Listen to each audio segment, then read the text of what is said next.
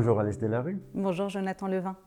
Quel est le thème du prochain numéro de la revue Mental? Alors Mental, c'est une revue qui est publiée sous l'égide de l'Eurofédération de psychanalyse. Et donc naturellement, le prochain numéro a voulu se faire l'écho de l'événement qui a été le dernier congrès de l'Eurofédération de psychanalyse, People 12, qui s'est tenu à Bruxelles en juillet dernier sous la direction de Cathy Langelet-Stevens. Et donc en comité de rédaction, on s'est demandé, on a travaillé aux avancées qu'avait permis ce congrès, dont le titre était « Malaise dans la famille ». C'est un titre qui résonne avec le malaise dans la civilisation de Freud. Alors il nous a semblé qu'une question qui traversait de nombreuses contributions de ce congrès, c'était les nouvelles formes que prend ce malaise à l'heure où la famille a tant de nouvelles formes, elle aussi. Maintenant, aujourd'hui, il y a des familles monoparentales, homoparentales, recomposées, des familles choisies entre amis, des coparents sans couple amoureux, etc. Et c'est pour ça que d'ailleurs qu'on a choisi comme titre pour ce prochain numéro « Néo-famille » au pluriel pour souligner cette constellation. En quoi ces nouvelles manières de faire famille témoignent-elles de quelque chose de vraiment nouveau, si on se place dans la perspective de l'expérience analytique? Oui, c'est important de distinguer ce qui est sur le plan des discours, des idéologies, et ce qui est sur le plan de la clinique analytique, effectivement. Alors, il existe de nouvelles idéologies aujourd'hui qui sont sous-tendues par des idéaux d'équité, d'égalité, de liberté, d'autodétermination. On peut lire à ce sujet dans le numéro un texte très intéressant de Christiane Alberti qui revient là-dessus. Et donc peut-être que ces nouvelles idéologies, c'est en fait que la radicalisation d'idéologies déjà anciennes, qui étaient déjà là dans les années 60, alors que la mondialisation et la libéralisation des mœurs étaient en plein essor, et qu'il y avait l'espoir à cette époque que, hors de la famille traditionnelle, et même si on se débarrassait complètement de la famille, on pourrait créer de nouveaux collectifs plus égalitaires qui auraient permis plus d'autonomie au sujet.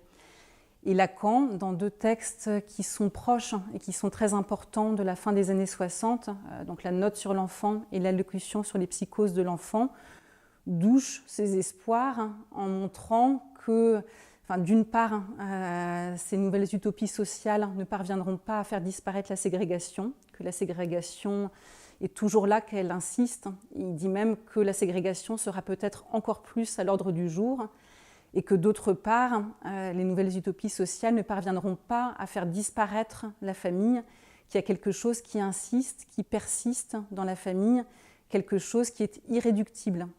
Il dit, Lacan, dans ses textes, que ça tient à une fonction que la famille soutient, qui est une fonction de transmission. Donc cette fonction de transmission qui est soutenue par la famille, Lacan la lie à un désir qui ne soit pas anonyme. Et c'est ça qui permet qu'un sujet puisse advenir au sein de la famille. Et donc pour en revenir à votre question sur ce qui est nouveau, moi il me semble que ce qui est nouveau, c'est qu'aujourd'hui, à l'heure où les idéaux individualistes et égalitaristes dominent, cette fonction de transmission est spécialement niée. Et ça produit des effets d'égarement, notamment qu'on peut lire dans la clinique analytique. Il y a par exemple un très beau texte de Valéria Sommer-Dupont dans le numéro, un texte théorico-clinique où elle déplie les effets sur un jeune sujet des idéaux d'équité. Comment la logification qu'a opéré Lacan sur la famille oedipienne nous permet de lire le malaise actuel dans les familles?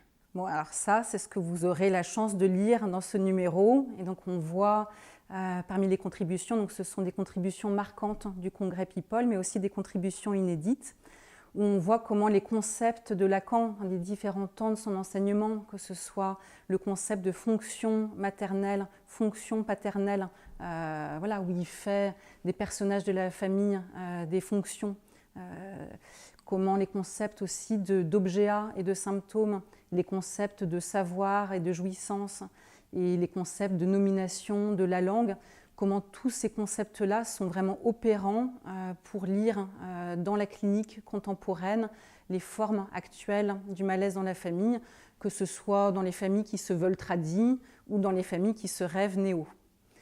Et pour finir, j'ajouterais que dans ce numéro, il y a aussi 2 très beaux entretiens qui sont issus de la plénière du congrès People 12 avec l'historien Didier Lett, qui est un spécialiste de l'enfance et de la famille au Moyen-Âge et qui revient sur un moment où quelque chose, le sentiment de l'enfance change au Moyen-Âge et ça produit l'invention théologique du l'âme pour enfant. C'est passionnant.